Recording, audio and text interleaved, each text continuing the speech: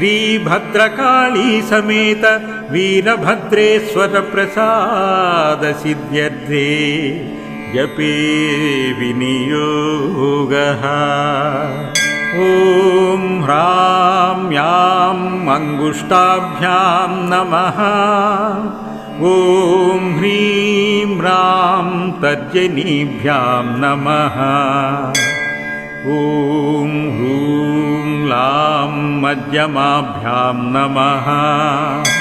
ॐ ह्रैं वां अनामिकाभ्यां नमः।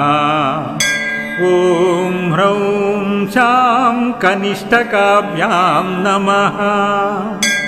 ॐ ह्रः शां करतलकरपृष्ठाभ्यां नमः। ॐ ह्रां सां हृदयाय नमः।